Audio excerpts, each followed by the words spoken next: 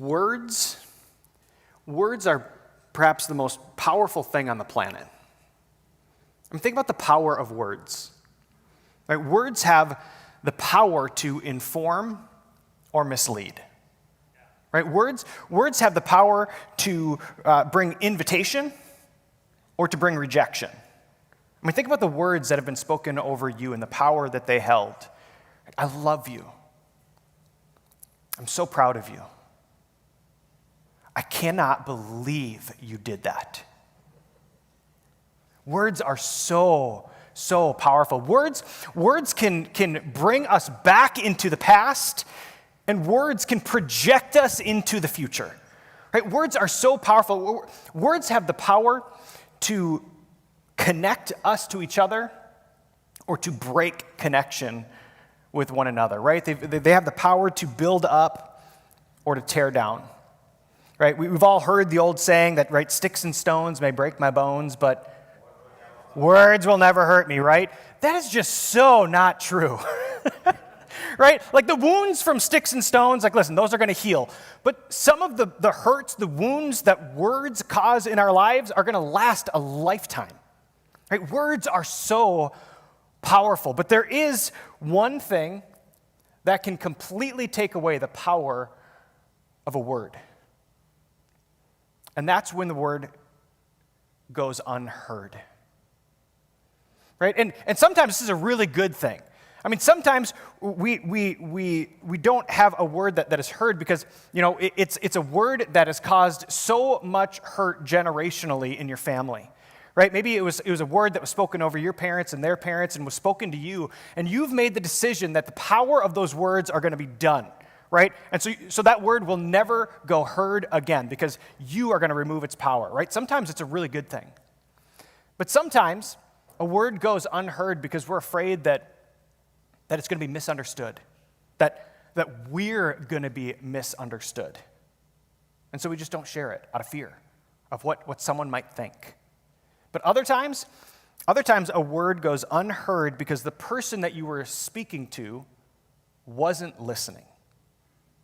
We've all felt that before, right? And it loses its power. It loses the power to connect us together. That words are so powerful. And words, they lose their power to connect us together when they go unheard, but it's actually even a little bit deeper than that. Because words lose their power to connect us when we feel that they went unheard. You ever had that happen where you spoke to someone and they heard you so clearly, but it didn't feel like it? And it breaks connection.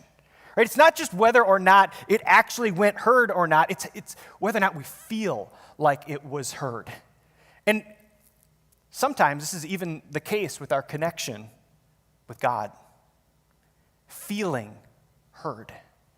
We've been in this conversation over the last couple of weeks that we're simply calling connection, that we're talking about this idea, the reality of connection and connecting, that you and I, we were built to have a connection with God, to be connected with ourselves, to be connected with one another, right? It's the greatest commandment that Jesus gives us is to love the Lord your God with all your heart, soul, mind, and strength, and to love your neighbor as yourself, right? God, others, and yourself.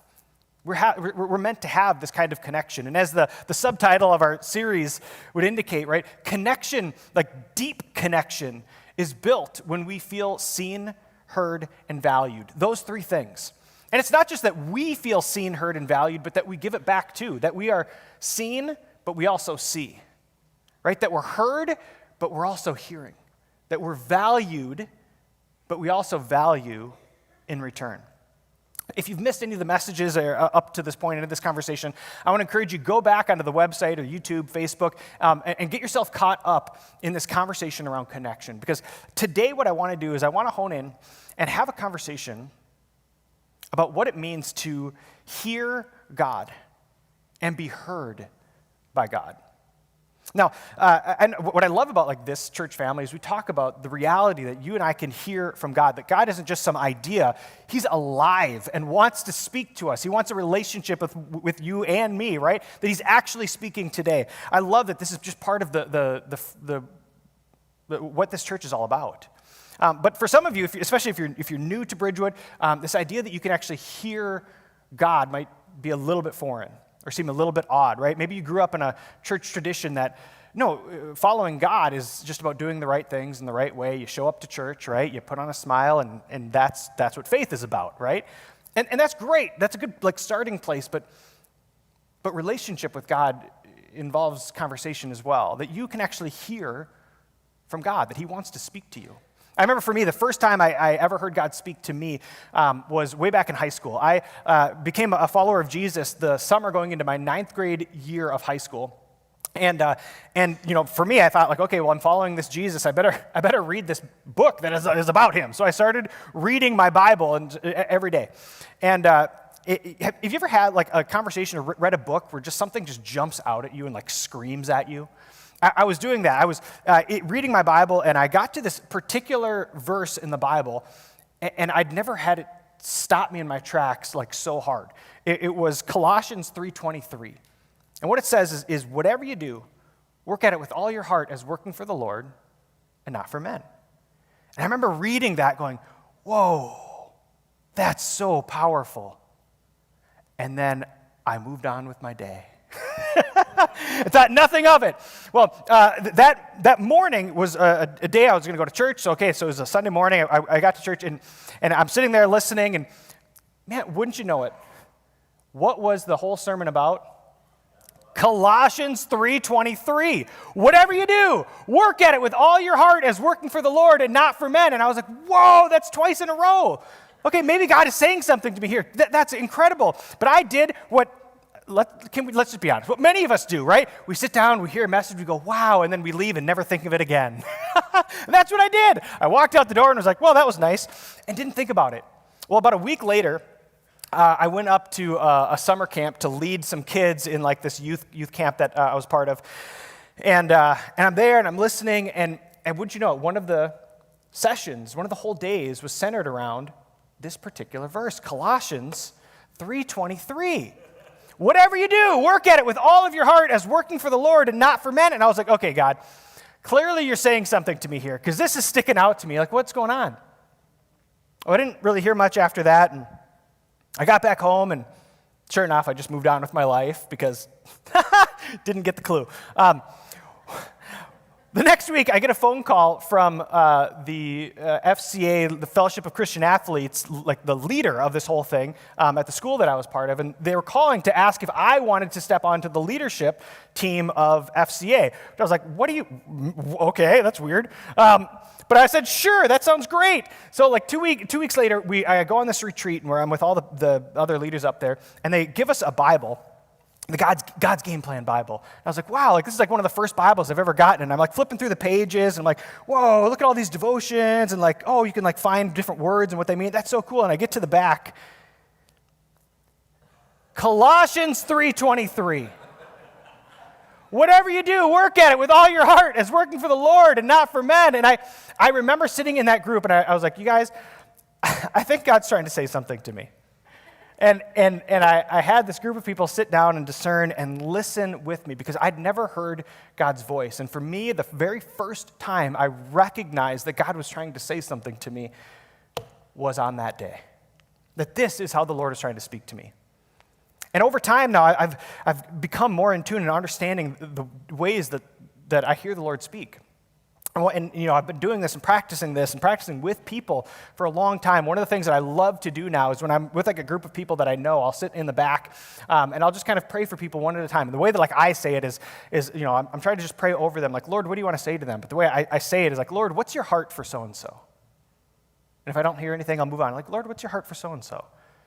And every once in a while, I'll get a word or a scripture or something to share with them. And I remember this one particular time, I was with a group of youth, and I was, Lord, what's your heart for so-and-so? And didn't get anything. Okay. And I got to this person that my wife happened to be praying with, and I was like, well, Lord, what's your heart for so-and-so? And it was a ton of bricks, delight. It's delight? That's odd, but, so I got a piece of paper and I wrote it down, and I was like, you sure, Lord? Delight. Okay. So I walk over to this, this girl, and my wife is sitting right there, and I was like, hey, I was praying for you, and I felt like the Lord had a word, for you. And listen, I might just be totally crazy, so weigh this, but I feel like he wanted to just share this word, delight. And she grabbed that sheet of paper, and she was like, are you kidding me? I was like, what did I do? She goes, you are the 5th person today who told me that the Lord delights in me. See, the Lord speaks, and you can hear him.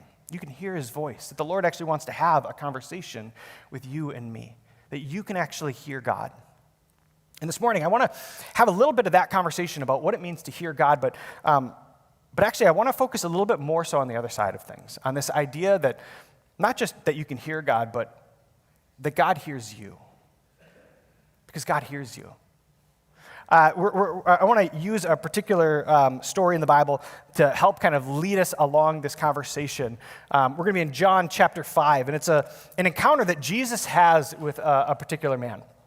Okay, so Jesus is with his disciples. He's been doing some stuff, and then this is kind of where our scripture picks up for this morning. It says, afterward, Jesus returned to Jerusalem. Now, Jerusalem is thought to be the holiest city in the world, right? That if you want to connect with God, you go to Jerusalem. So this is where Jesus went. So Jesus returned to Jerusalem for one of the Jewish holy days. Inside the city, near the sheep gate, was the pool of Bethesda, with 5 covered porches. Crowds of sick people, blind, lame, or paralyzed, lay on the porches.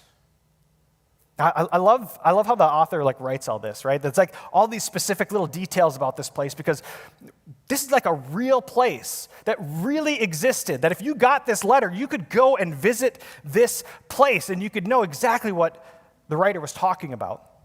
Now, here, this particular location, there was this pool in Jerusalem, and there was this kind of superstition around this pool that people believed. That the idea was, at the pool of Bethesda, once a year, an angel would come down and stir the waters. And when these waters were stirred, they would start to bubble up, and the angel would give it this healing property. But it was only enough healing for the first person who got in to get healed. This was the superstition. This is what people believed. And let's just be honest here. That sounds kind of ridiculous, right? Ooh, the waters are bubbling, and I'm going to be healed. It sounds really good, right? Almost too good to be true, because it is, right? Because that's what superstition does to us, right? It gets us to believe things that just aren't real. And we know all the superstitions that are out there, right? There's the bad luck superstitions, right? If you break a mirror, bad luck. If you walk under a ladder, that's bad luck, right? If you cross paths with a black cat, it's bad luck, right? There's superstition around that. Some of us, we've got superstition with our sports teams, right? Well, last week my team won, and I was sitting on that side of the couch wearing my special socks. So I got to wear those socks again and sit on that side of the couch again, because then my team will win. What? Right? I remember back in high school, I played a lot of baseball, and I had a couple guys on my team that were so superstitious that if we won a game, they wouldn't shave, they wouldn't shower, they wouldn't wash their jersey, because they thought that they had the winning stink on them. And if we got on a winning streak, it was brutal. It was brutal. But that's what superstitions do, right? They cause us to do weird things that just aren't true. And Christians, we have superstitions about God too, don't we? I mean, some of us, we carry these superstitions that, well, when I go to church, I have to sit in that seat, right? When I get to church, the worship team, they have to play that particular song. I have to pray in this particular way, and then I'll have a connection with God. Then I'll encounter God, right? If I do this, then God will give me this, right? If I follow the rituals, if I hold on to the traditions, if I do all the morality stuff, then I'll get God to do this for me. It's superstition. And Jesus understood that a relationship with God cannot be manufactured through superstition. Right? The relationship with God is what this faith in Jesus is all about. It's not about doing all the right things or believing all the right. It's about relating with Him, getting to know Him. And what I love so much about Jesus throughout the scriptures is what we see him over and over doing is he doesn't just like bust into someone's superstition and be like, you're stupid, what are you doing? Like what he does is so graciously meet people in the midst of their superstition and just graciously and gently begins to just dismantle it a little bit here and there. And he begins to show them and tell them about what a relationship with God actually looks like, how connecting with God is actually built. And we see Jesus doing this throughout the scripture, that God, he does see like the outward stuff, right? He does see your behavior, he does hear your words, but he sees and hears so much deeper than that. He hears so much deeper into the longings of your heart, right? The stuff that you carry deep down in your soul. Like that's the stuff that the Lord hears. And so we hear about this pool, right, where all the superstition is around. And now we're introduced to this particular guy that had been laying at the pool. It says one of the men laying there had been sick for 38 years. Now, this is one of those pieces in the Bible where you can just be like, shoo, and cruise right through it and be like, okay, whatever. But I want to just pause and just think about that for a minute. 38 years. I'm 37 and a half. I cannot even comprehend what it would be if I had spent my entire life sitting by this pool, being told that if I could be the first one in, then I'll be healed. My whole life not being able to walk and going, but if you can get in there first, you win and you get healed. Right? I mean, the number of times that I would imagine, I thought I was the first one in, and yet, what's going on here? I mean, can you imagine what this man must have felt? 38 years. Can you imagine just how discouraged and defeated this guy must be? Could you imagine what it would have felt like for 38 years of this man's life seemingly just passed him by because he was so committed to getting into this pool, waiting for the waters to bubble up? Can you imagine this man being sitting around this pool with crowds of people that his closest friends would be the people that he's competing with to get into the pool? Those are the closest people that he would have in his life. This is what this man would carry, not being able to walk. Can you imagine, here he is in what he has been told his whole life is the holiest city in the world, that if you want to be close to God, you go there. And for 38 years, being completely ignored and unheard by God. Or so it felt. That's the story that we're introduced to. That's who this man is. So then we pick up the story, and it says, when Jesus saw him, which I just want to pause here and point something out here for a second. When Jesus saw him, right? What are the three things that we need for connection, right? For deep connection? Being seen, heard, and valued, right? The man didn't see Jesus, but Jesus saw him. When Jesus saw him and knew that he had been ill for a long time, Jesus asked him, "Would you like to get well?"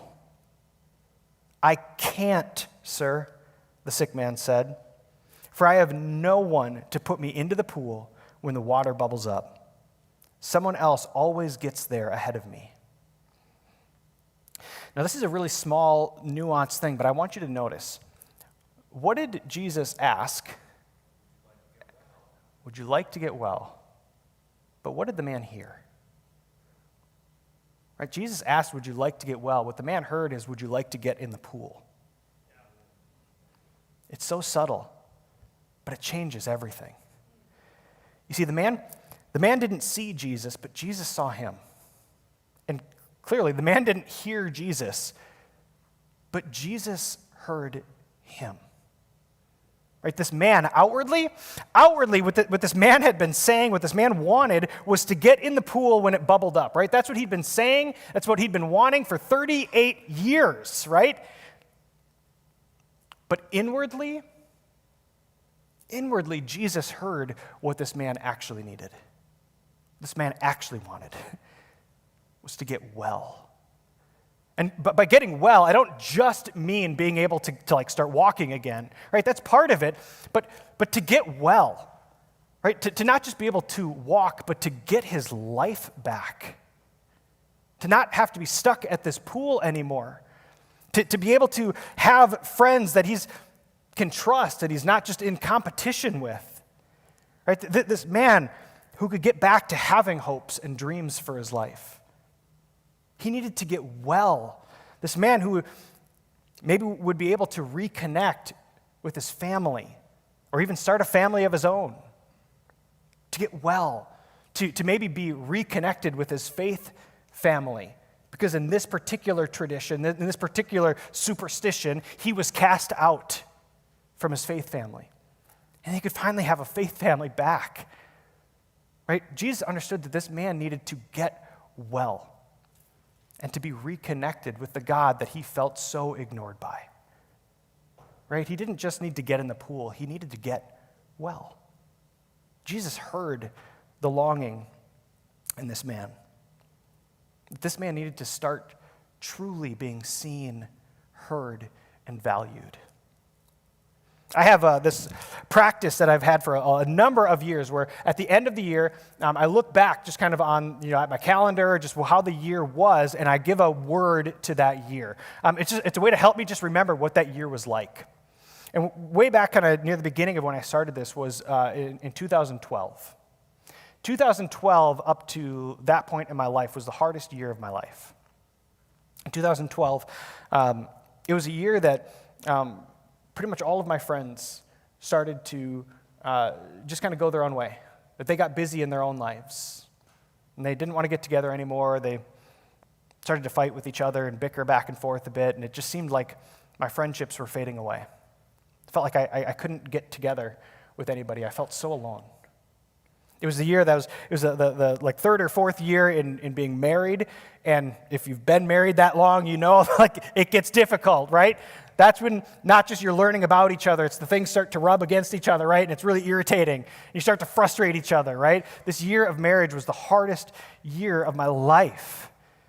Man, it seemed like we could never get on the same page. At this particular year, my work or church, which again, when you work at a church, it's weird. It's like my church family, and I also work there, but it's my church, but I work, that was complicated because there's so much conflict happening at my church. That there was conflict that I had to step into and try to address, and there was conflict that was happening that I had no say in, I could do nothing about. And every time I would maybe speak up, it was like, Brian, stop, and just I'd be ignored. I felt so unheard. It was one of the most awful years of my life. 2012, at the end of that year, I look back, and the only word that I could use to describe it was despair. But I got through that whole year, and it was like every time I would try to take a step forward, it was like I'd just get punched in the gut. I remember that year, like outwardly, right? Outwardly, listen, I still was running the youth ministry, and hey, I could still put on a smile, and hey, when we're at church, I could pray the pretty prayers with everybody, and outwardly, I could do that. But inwardly, I was at the absolute end of myself. I was just dying inside. I remember that whole year, the conversations that you have with God, privately, just in your own house. For me, the only prayer I could muster up to pray with God was, Lord, either take my life or change my circumstances. I'm done. I must have prayed that prayer 1,000 times. I was just so sick and tired of it, feeling so unheard from God. For a full year, he did nothing. God, don't you care about my friendships? Don't you care about my marriage, my church? You care about any of this? What are you doing? You ever felt that? Are you feeling that? You carry that? You see, for me, that was my 2012. It was the year of despair. I hated that year. There were so many days, so many weeks that I just wanted to call it quits on God. But By the end of that year, what I learned about Jesus, what I grew to understand about Jesus, is that even in the silence, he was listening to me and not abandoning me. That Jesus was with me and he heard me.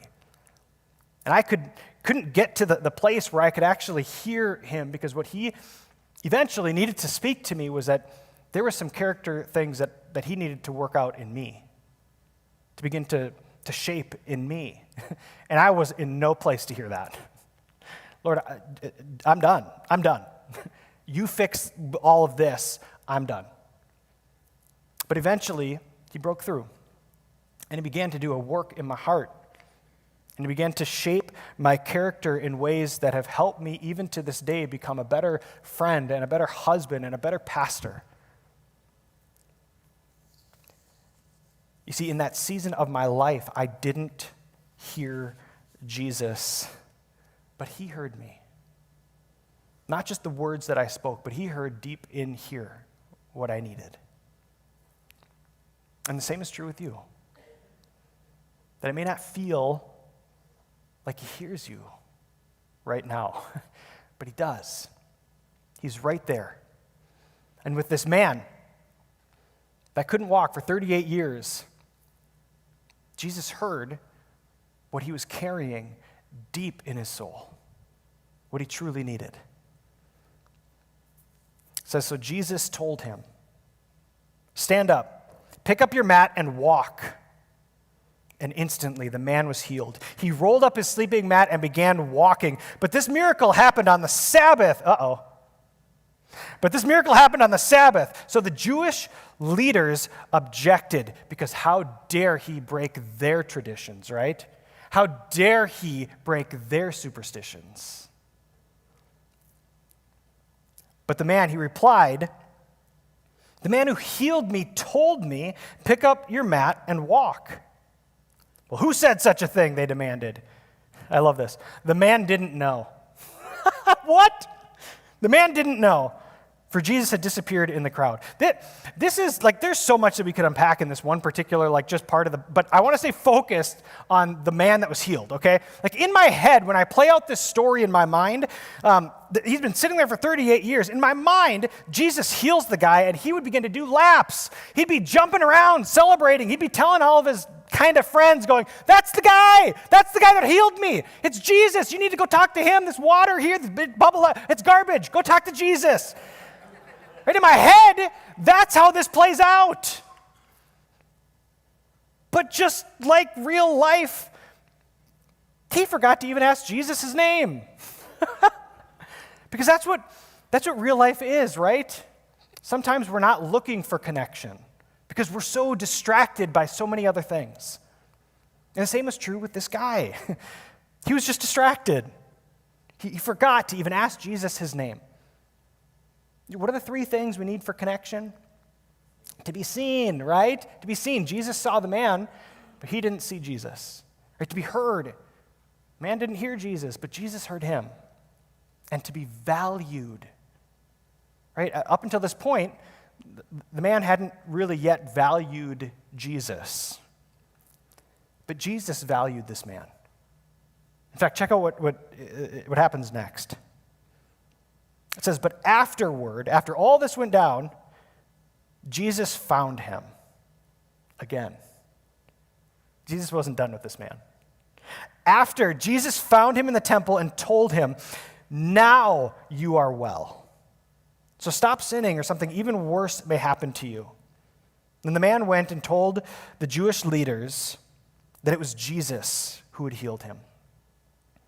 I love that Jesus valued this man enough to go and find him again and speak words to him that would invite him into a life of not just being seen, heard, and valued, but into a life where he could actually see the Lord, where he could actually hear God, and in time begin to know that he not only is valued, but he can value God as well. I mean, right? What does Jesus say? He says, now you are well, right? Now you've been seen. Now you've been heard and valued, right? Now you have your life back. Now you can start again. right? Those dreams and hopes that you've been looking for, now you're well. It's not just that you can walk, you have all of this back. Now you're well. He says, so stop sinning or something worse may happen to you, right? You've lived 38 years of your life feeling disconnected from God, from the God who loves you. But now that can look different. Now I want to invite you to see Jesus, to see me, right? To see what I'm doing in your life. I want to invite you to hear, right? That God is alive, that he's speaking to you still.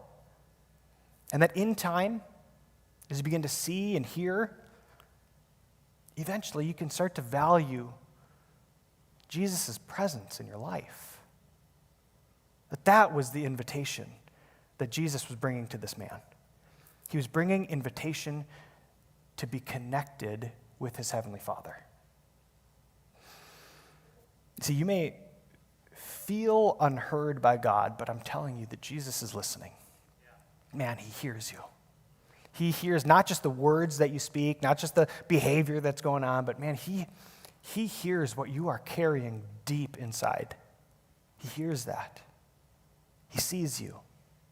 He hears you and he values you. As we close, I want to simply invite you to connect with God by listening and hearing his voice.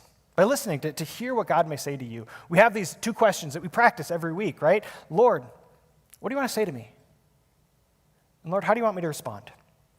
It's two simple questions that are actually really difficult sometimes.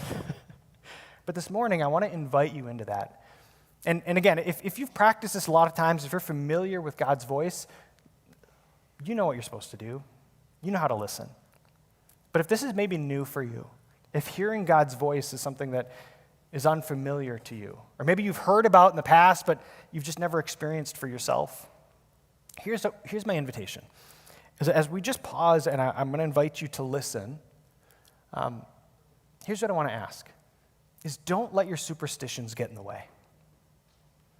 Don't let your expectations of maybe what God is supposed to do in order to speak to you get in the way. That if you're listening, if you ask that question, Lord, what do you want to say to me? You know, sometimes maybe he'll give you something in the Bible, right? Maybe he'll give you a word, delight, right? Maybe he'll just put a picture in your mind or a feeling that you can't quite explain. Maybe he'll simply ask you the same question that he asked the man, right? Would you like to get well? Don't dismiss it. Don't just brush it off as, that's just my mind going crazy. Just listen. And perhaps maybe it is God speaking to you. If you hear that, listen, is what you heard, is that something that a loving God would say to you? Hey, is what you heard, is that something that lines up with what you know about God in the Scriptures? And especially if you're newer at this, but this is for all of us. Man, if you hear something that the Lord might be speaking to you, invite others to listen with you.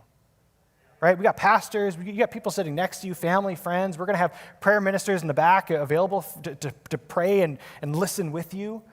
Bring that to the table and let's listen together. But I absolutely believe that the Lord wants to speak to you because he loves you and he sees you and he hears you and he values you.